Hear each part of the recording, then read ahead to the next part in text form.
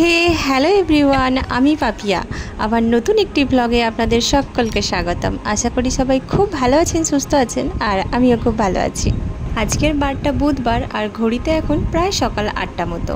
এর আগের ব্লগে আমি আপনাদের বলেছি যে বেশ কিছুদিন আমি বাড়িতে থাকবো না, বাইরে যাব। তো আর কি সেই সবেরই তোড়জোড় চলছে।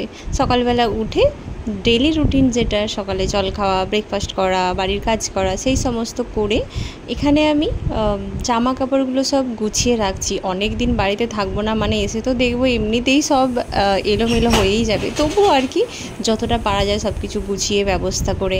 আর ভেবেছি যে আজকে প্যাকিংটাও আমার করে নেব। গ্রসারি থেকে কিছু জিনিসপত্র নেওয়ার আছে, সেগুলোও আজকেই কিনে নেব ভেবেছি, কারণ হাতে আর মাত্র 2 দিন সময় আছে। এই 2 দিনের মধ্যে সব কিছু কাজ গুছিয়ে নিতে হবে। দাঁড়ান, গিজারটা অন করে দিই, জলটা গরম হোক। কিছু কাচার আছে, সেই কাচাকুচিগুলো করব। তার জন্য জলটা গরম করে আগে সার্ফে দিয়ে মেখে এগুলো ভিজিয়ে দিই। আজকে রান্নার ঝামেলা বেশি কিছু নেই, সেই জন্য এদিকের কাজগুলো আর কি একটু বেশি করে গুছিয়ে নিতে পারছি। রান্নার ঝামেলা নেই বলতে, আমার ছোটো বোন আসছে, আর মা ওকে দিয়ে একটু গুগলির ঝোল পাঠিয়ে দেবে। আমি গুগলি খেতে ভীষণ ভালোবাসি, আমার খুব ভালো লাগে। আমাদের এখানে এইসব সেইভাবে পাওয়াও যায় না, আর আমার করাও হয় না সময়ের অভাবে। তো বোন যেহেতু আসছেই, মা বলেছে আজকে বোনের হাত দিয়ে ঝোলটা পাঠিয়ে দেবে। যেহেতু বোন ঝোল নিয়েই আসবে, আমি আর ওই জন্য আজকে বেশি কিছু করব না। এখানে আমি বাড়ির সব কাজ বাজ মিটিয়ে স্নান করে আগে পুজোটা করে নিই। চলুন।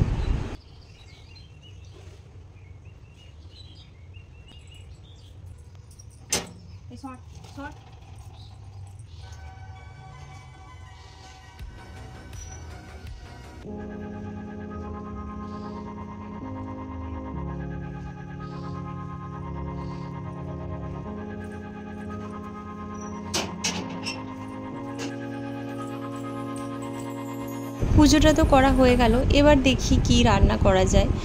রান্না বেশি কিছু তো করার এখন সময় নেই, এই একটু কলমি শাক ভাজা করে নেব, আর ওই গুগলি ঝোল দিয়ে ভাত খাওয়া হয়ে যাবে আমাদের। দেখেছেন কত তাড়াহুড়োর মধ্যে দিয়ে সব কিছু করছি, যে আজকে মাথা থেকে এই স্নানের পরে গামছাটাকেও খোলা হয়নি।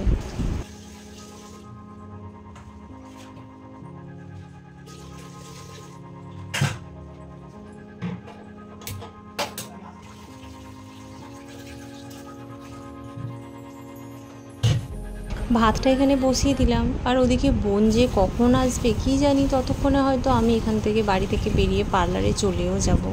ওকে এখন আসার জন্য যদিও আমিই বলেছি আসতে, এই কারণে যে চুলটায় না একটু কেরাটিন ট্রিটমেন্ট করাতে হবে।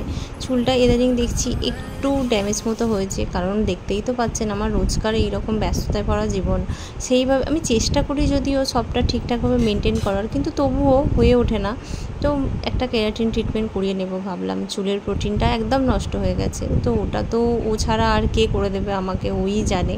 তো ওই জন্য ওকে আসতে বলেছি। আর এদিকে আমার ভাত আর শাক ভাজাটা হয়ে গেছে, আর এখন খুব বেশি যদিও বাজে নেই, সকাল 10টা বাজে। আর হাজব্যান্ড দেখলাম একবার বাড়িতে এসেছে, ওকে বললাম তাহলে স্কুটিটা আর বার করছি না, চলো তোমার সাথেই চলে যাই। তো ওর সাথেই আজকে চলে যাবো।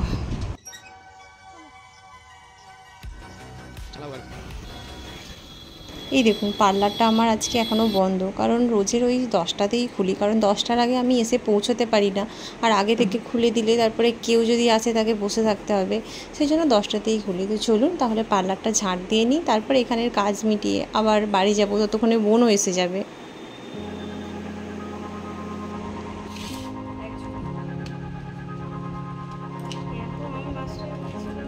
এই দেখুন কত আম নিয়ে এসেছে, আমাদের গাছের আম, মা ওকে দিয়ে পাঠিয়ে দিয়েছে। বেচারি ভর দুপুরে, হ্যাঁ, এত রোদে গরমে বয়ে বয়ে এই সমস্ত কিছু নিয়ে এসেছে। আর এই যে মায়ের হাতে গুগলির ঝোল, যেটা খেতে আমার ভীষণ ভালো লাগে। চলুন লাঞ্চটা করে নিই। এই যে আমাদের আর এক বড় সদস্য টিম ছোটো পিয়া এসেছে বলে কথা, ও তো আসবেই, ও এখানেই আমাদের সাথে ভাত খেলো। এবার ওর ব্যাগ থেকে বিস্কিট আনতে গেছে, ও শুধু বলেছে ব্যাগে বিস্কিট আছে, চকলেট আছে। দেখুন কেমন বার করতে গেছে। বোন একবার শুধু ওকে বলেছে যে আমার ব্যাগে চকলেট আছে, বিস্কিট আছে, নিজেই বার করে নিয়ে এলো। এবার ভাত খাওয়ার পরেই এখন বায়না করছে যে আমাকে এখনই এগুলো খুলে দাও, আমি এখনই খাবো। তুমি খোলো না, খাওয়া দাওয়ার পরে টিম টিমের সাথে হুড়োহুড়ি চলছে, আর এদিকে আমি দেখলাম যে এই সময় ছাড়া আমি আর প্যাকিং করতে পারবো না, আবার বিকেলে পার্লার যেতে হবে, রাতে এসে রান্না করতে হবে। ওদেরকে বললাম পাশের ঘরে যা, আর আমি এখানে আমার প্যাকিংটা যতটুকু হয় ততটুকু করে নিই। এই দেখুন কত কিছু কিনে রেখেছি যাওয়ার জন্য, সেই কবে থেকে শপিং চলছে। এবার এইটুকু একটা লাগেজের মধ্যে সব কিছু কী করে ঢোকাবো আমি জানি না, তবে যতটুকু হয় করে নিয়ে আবার বিকেলে যাব। ওই যে গ্লসারি কিছু নেওয়ার আছে, বাড়ির পাশেই স্মার্ট পয়েন্ট রয়েছে, ওখান থেকে নিয়ে নেব। দুই বোনে তো এখানে চলে এসেছি, এখান থেকে যেগুলো যা নেওয়ার সেগুলো নিয়ে আবার এখান থেকে পার্লারে যাব। গিয়ে চুলটা আগে ওকে বললাম একটুখানি কেটে দিবি, তারপর আমাকে একটু কেরাটিন ট্রিটমেন্টটা করে দিস, ওটাতে একটু সময় লাগবে। কি জানি যদি খারাপ হয়ে যায় গরমে।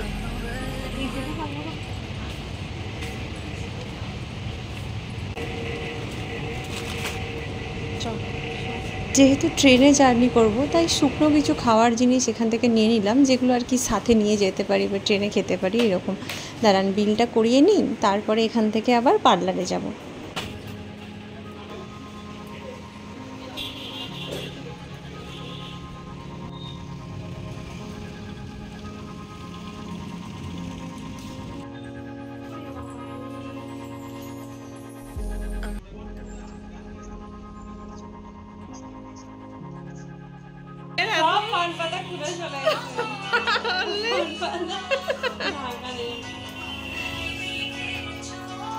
দুঃখের বিষয় কি আর বলবো বলুন, বললাম যে চুলটা একটুখানি কাটবি, ও আবার আমার চুলটা কেটে কতটা ছোট করে দিল জানেন, দেখেছেন কতটা ছোট করে দিয়েছে। ভালো লাগছে না ওরকম প্রথমে কাটলে, তুই তো বলিস। এখন আর কি বলবে, 100 বার শুধু বলে যাচ্ছে তোকে ভাল লাগছে, যদিও ভালোই লাগছে। আসলে বড় চুল আমি নিজেই মেনটেন করতে পারি না, বড় চুল মেনটেন করার জন্য অনেকটা সময় দিতে হয়, যেটা আমার কাছে নেই। তো হেয়ার কাট করার পরে কেরাটিন ট্রিটমেন্ট এখানে করতে বসলাম, আর শুধু লোডশেডিং হচ্ছে এই দুদিন ধরে। ওই ঝড় হওয়ার পর থেকে এত বেশি গরম, আর তেমন খালি কারেন্ট যাচ্ছে। তো এইসব করতে করতে ফাইনালি আমার কেরাটিনটা হলো। এটা এখন চুলের মধ্যে দুদিন রেখে এইভাবে আমাকে ঘুরে বেড়াতে হবে, যেটা ভীষণ কষ্টদায়ক, কিন্তু কিছু করার নেই, এটুকু করতেই হবে। অনেকটা দেরি হয়ে গেছে, খিদে পেয়েছে, দুজনে 1 প্লেট করে ঘুগনি খাবো। এটা আবার খাসির চর্বি দেয়া, কি আর বলবো। তো যাই হোক, এটা খেয়ে দুজনে বাড়ি যাব, বাড়িতে গিয়ে আবার আমি রান্না করব। এতে আবার কি খাসির চর্বি দেয়া নাকি? আজকে সকাল থেকে এত কিছু করেছি যে রাতে বাড়ি এসে রান্না করার সময় আমি আর ভিডিও করতে পারিনি। যাই হোক, এই রেসিপিটা না হয় পরে কোনো সময় শেয়ার করে দেবো। তো চলুন, আপাতত আজকের ব্লগটা আমি এখানেই শেষ করছি। আমার ব্লগ যদি আপনাদের ভালো লেগে থাকে তাহলে অবশ্যই লাইক কমেন্ট সাবস্ক্রাইব করবেন, আর ভিডিওটা যদি আমার ফেসবুক পেজে দেখে থাকেন তাহলে অবশ্যই পেজটা ফলো করে আমার পাশে থাকবেন। দেখা হবে আবার অন্য কোনো একটা ব্লগে, ততক্ষণের জন্য টাটা। সবাই খুব ভালো থাকবেন, সুস্থ থাকবেন।